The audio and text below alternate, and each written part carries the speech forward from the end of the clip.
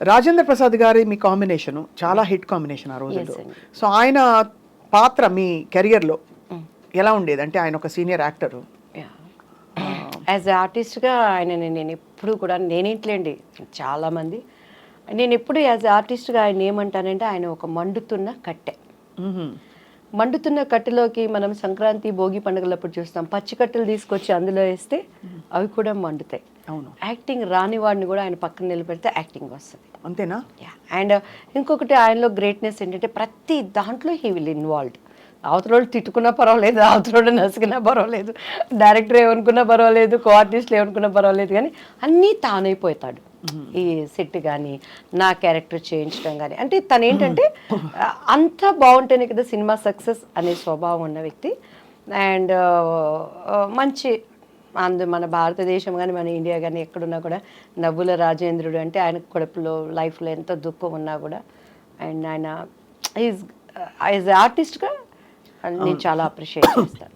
మొన్న పాపం వాళ్ళ ఇంట్లో విషాదం. ఎస్ అండి, ఎస్. చాలా అసలు నేనైతే ఆ స్థితిలో కూడాను అందరూ ఏడుస్తున్నారు, శోకాలు పెడుతున్నారు, కానీ ఒక్క కూతురు ఆయన గుండెల్లో ఎంత భారం ఉంటుంది. మహానటిలో చేసింది ఆ పాప. ఇంకొకటి ఏంటంటే లక్కీ, మా బాబు పేరు కిరణ్ కాంత్. సో పెళ్లి పుస్తకంలో నేను ఆయన్ని కేకే అంటాను. సో కేకే అలానే నన్ను అమ్ముకుటి ఆ మూవీలో మా పాపని తెలియకుండా మేము అమ్ముకుటి అని పిలుస్తాము. అండ్ ఇప్పుడు మహానటిలో ఆ పాప చేసింది కదా చిన్న సావిత్రి, నాకు కూతురుగా చేసింది. అవును, అది తనకి ఫస్ట్ మూవీ. అది ఎన్ని కలిసి వచ్చే చూడండి ఎలా అంటే ఒక థ్రెడ్ ఉన్నట్టుంది ఆల్మోస్ట్. పెళ్లి పుస్తకం అవకాశం మీకు దివ్యవాణి గారు ఎలా వచ్చింది మీకు? అది ఇట్స్ అఫ్ కోర్స్ నాకు చాలా ఇష్టమైన సినిమా, బికాస్ మా సొంత ఫ్యామిలీ మెంబర్స్ తీసిన వెంకటరమణ గారు. ఇప్పటికీ స్వప్న గారు చాలామంది నాతో, నా ముందు ఆర్టిస్టులు, నా తర్వాత ఆర్టిస్టులు, నాతో ఆర్టిస్టులు మీరేం సినిమాలు చేశారంటే పేర్లు చెప్పుకోవాలి, తడుముకోవాలి. ఆ హీరోలతో ఎంతో స్ట్రగుల్ అయ్యి ఏమేమో పణంగా పెట్టి వాళ్ళు పెద్ద పెద్ద హీరోలతో చేశారు. కానీ దేవుడి దయ బాపు రమణ గారు, దివ్యవాణి అంటే పెళ్లి పుస్తకం అంటే దివ్యవాణి, ఆ తర్వాత రాజేంద్ర ప్రసాద్ గారు అంటారు. అవునవును, ఎందుకంటే నేను కొత్త అలా చేయటానికి. అండ్ అది అసలు నేనైతే సినిమా ఇండస్ట్రీలో అలసిపోయి నేను సినిమా ఇండస్ట్రీకి సెట్గానేమో నిజంగా వెళ్ళిపోయి పెళ్లి చేసేసుకొని అంట్లు తోక్కుంటానే ఏదో ఒకటి చేసుకుంటా ఉండొచ్చు. మా బాగుండేవాడు, మా అత్తయ్య గారు అబ్బాయి, నేను పెళ్లి చేసేసుకుంటా, నన్ను పంపించేయండి అన్న టైంలో బాపు గారి దగ్గర నుంచి కాల్ వచ్చింది. ఇట్లా బాపు గారు చూస్తారంటే ఈయన కూడా అంతే, అందరూ డైరెక్టర్ లాగానే ఉంటారు, వేవేవో మాట్లాడతారు, నేను అలా ఉండను అంటాను. ఇంటికి వచ్చినాక మా అమ్మ ఇండైరెక్ట్గా తిడుతుంది, డైరెక్ట్గా తిడితే మళ్ళీ నన్ను భరించలేరు ఎవరు, ఇండైరెక్ట్గా తిడుతుంది. నేను ఇంకా ఏడ్చుకుంటా చీదుకుంటా ఉంటాను, నన్ను పంపించండి నేను మళ్ళీ చదువుకుంటాను అంటాను. ఇది కూడా అంతేలే అని చెప్పని తలకి బాగా నూనె పెట్టుకున్నాను. అప్పుడు చీర కట్టాలంటే మమ్మీనే కట్టేవాళ్ళు, నాకు అంత కట్టుకోవటం రాదనమాట. సో బాపు గారి దగ్గరికి వెళ్ళినప్పుడు తలకి లక్ ఏంటంటే ఆ రోజు తలస్నానం చేయలేదు, తలకు నూనె పెట్టుకున్నాను. ఆ హోమ్లీ కావాలనేది నాకు తెలీదు. మీకు ఇక మీరు మన రమణ గారి ఫ్యామిలీ అని అంటే మీకు తెలుసు కదా, బాపు గారి రూమ్ పైన పెద్ద రూమ్, అన్ని పుస్తకాలు, చిన్న ఆయనగా ఆయన కూర్చొని బొమ్మలు గీసుకుంటున్నారు. మన రమణ గారు ఉన్నారు కదా, రమణ గారు తీసుకెళ్లారు.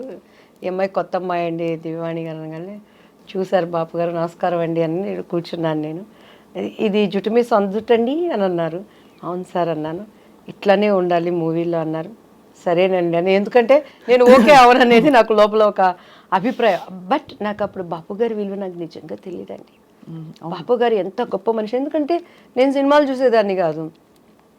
ఈ క్వార్టర్లీ హాఫ్ ఇయర్లీ ఎగ్జామ్స్ వస్తే ఒక సినిమా, అది కూడా అప్పుడు మనకు తెలిసిన హీరోలు ఎవరు, శోభన్ బాబు, కృష్ణ. మా అన్నయ్య ఏమో కృష్ణ ఫ్యాన్స్, మేమేమో శోభన్ బాబు ఫ్యాన్స్. ఈ రెండు సినిమాలు అంటేనే ఇంట్లో అడుక్కుంటే కానీ పంపించండు మా నాన్నగారు.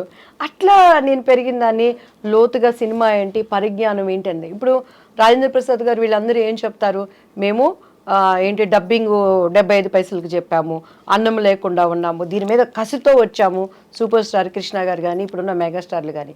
నాకు అట్లంతా నేను రాలేదు, తేపడ్డాను కాబట్టి నాకు అసలు సినిమాలు ఇవన్నీ తెలియదు అనమాట.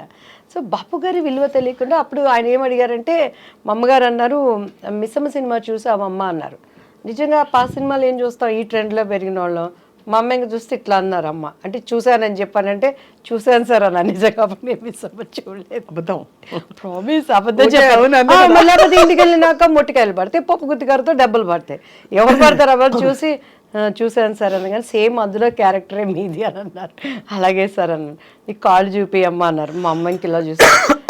మా అమ్మగారు పాప ఆమె భయపడతా, ఈ అవకాశం అన్నా మా అమ్మాయికి రావాలి, ఏదో ఒకటి మా అమ్మాయి ద్వారా మేము ఇండస్ట్రీలో ప్రూవ్ చేసుకోవాలని కాళ్ళు చూపించాను. ఎందుకంటే ఆ మూవీలో ఎక్కువ కాళ్ళకి షార్ట్స్ ఉంటాయండి. మహానుభావులు నా స్టోరీ నాకు మిస్సమ్మ సినిమా మళ్ళీ చూడమ్మా అని అన్నారు. అలాగే సార్ అని చెప్పాను. ఇంటికి వెళ్ళిపోయాను. టక్ టక్ టక్ టక్ అగ్రిమెంట్, డేట్స్ ఫిక్స్ అయిపోయినాయి. 45 days కంటిన్యూస్గా షూటింగ్. అమ్మ అన్ని మాట్లాడేశారు, డబ్బులు ఏమిటి అసలు, ఎన్ని రోజులు, రమణ గారు ఉన్నారు, మన మేనేజర్ రమణ గారు, ఇప్పటికే ఆయనే ఉన్నారు. శ్రీరమణ గారు అంతా మమ్మీ మాట్లాడుకున్నారు. శ్రీరమణ గారు అంటే పెద్దవారు?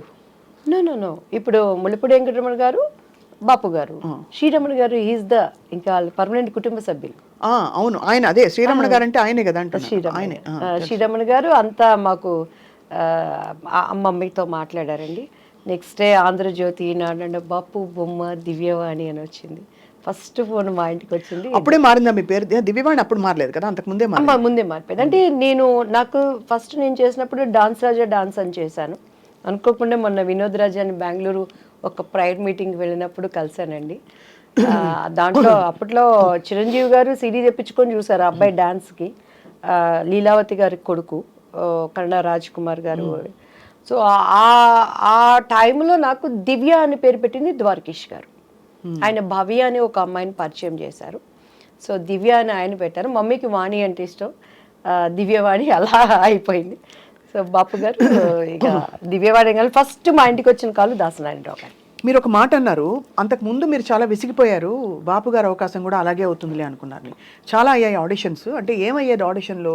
మీరు సెట్ అయ్యేవారు కదా వాళ్ళ క్యారెక్టర్కి, లేకపోతే ఎలా? అంటే దానికి ముందు దాసనారాయణరావు గారిది అభిసారిక అని ఒక మూవీ వచ్చిందండి. అప్పుడు మేము పద్మాంటి దగ్గరికి వెళ్ళి, మమ్మీ తెనాలి మాకు తెలిసిన ఒక మమ్మీ వాళ్ళ క్లాస్మేట్ పద్మాంటికి మంచి క్లోజ్, మంచి వాళ్ళండి తెనాలి పిల్లలు, చాలా వాళ్ళు కష్టపడుతున్నారు ఇండస్ట్రీలో అని అంటే పద్మాంటి రిఫర్ చేసి దాసరి అంకుల్ దగ్గరికి వెళ్ళాం. సవేరా హోటల్లో అప్పుడు వీళ్ళకి పాముగురు వీటిల్లో జరుగుతూ ఉండే స్టోరీ డిస్కషన్స్ అవన్నీ. ఏమి చేస్తారు, మాట్లాడేవాళ్ళు, కింద నుంచి పెద్ద చూసారు, ఒడ్డు పొడుగు బాగుంది అమ్మాయి అనేవాళ్ళు, స్టోరీ మంచి క్యారెక్టర్ అండి అనేవాళ్ళు, కొంచెం మీరు బయట కూర్చోండి అమ్మాయితో మాట్లాడతాం అనేవాళ్ళు. మా అమ్మాయికి ఇటు చూసేదాన్ని నేను, ఇంకంతే. ఇంక మా అమ్మగారు బయటకు వెళ్తాను అని అంటే వెళ్ళనిచ్చేదాన్ని కాదు. సో ఆ లోపల వాళ్ళ భావన ఏంటనే అర్థం కాని వయసు నాది అప్పుడు. సో అలా ఇక మా అమ్మగారు నన్ను వదిలిపెట్టేవాళ్ళు కాదు. మొన్న కూడా చౌదరి గారు అని చెప్పని ఒక ఆయన ప్రొడ్యూసర్ కలిసారండి. అప్పుడు అర్జున్ సర్జాతో ఒక మూవీ చేయాల్సింది, శారదా అంటే మెయిన్ క్యారెక్టర్. అందులో అంతా డేట్స్ వరకు వచ్చింది, అంతా ఓకే అన్నారు, క్యారెక్టర్ మిస్ అయిపోయింది. కాదు అంటే అంత ఓపెన్గా మిస్బిహేవ్ చేసేవారా? నా దగ్గర మిస్బిహేవ్ చేసి నా దగ్గర బతికి బట్ట కడతాడండి వాడు ఎవడైనా. అదే అందుకని అడుగుతున్నా, ఎందుకంటే ఇప్పుడు జీలో అప్పుడు ఉండేది. అదే మీరు బోల్డ్ గా కనిపిస్తున్నారు చాలా, బట్ ఎలా మీకు అర్థమైపోయేది వాళ్ళ మనసులో ఏమిటని? అంటే మా మమ్మీతో మాట్లాడేవాళ్ళు. మమ్మీ అమ్మాయి చిన్నపిల్లండి, తను ఫ్రెండ్లీగా మంచి ఆర్టిస్ట్ అండి, మా అమ్మాయిలో టాలెంట్ ఉందండి అని అలా అనేవాళ్ళు. ఇంటికి వచ్చినాక డిస్కషన్ జరుగుతుంది కదా, నన్ను బాగా రెచ్చగొట్టేది మా అక్క అయితే, చూడు నువ్వు చేయాల్సిన క్యారెక్టర్ అమ్మాయి చేసింది చూసుకుంటే, నా చేసుకొని నాకేంది, నేను ఎప్పుడు ఏ క్యారెక్టర్ పోయిందని ఏడ్చింది లేదండి. ఈవెన్ దో మిస్టర్ పెళ్ళానికి కూడా బాపు గారు, రమణన్ల గారు, రాజేంద్ర ప్రసాద్ గారికి ఇప్పుడు ఒక మనసు ఉంది, మరి ప్రతి ఒక్కరికి ఒక అంతరాత్మ అనేది ఉంటుంది. ఈవెన్ ఆమెనికి కూడాను వాళ్ళ గుండె మీద చేసుకుంటే మినిమం మ్యాక్సిమం ఎక్స్ట్రీమ్ ఈ క్యారెక్టర్ అమ్మాయి అయితే బాగుంటుందని చెప్పని ఎంత ప్రయత్నం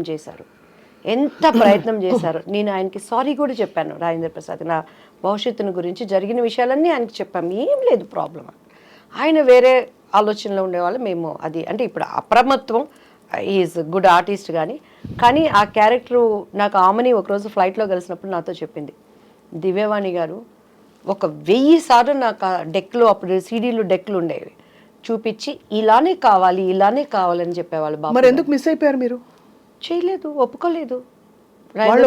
రాజేంద్ర ప్రసాద్ గారు అండ్ ఆయన ప్రొడ్యూసర్ ఆయన చేత పార్థసారథి గారు సంథింగ్ ఏదో పేరు ఉంది. సో అలా.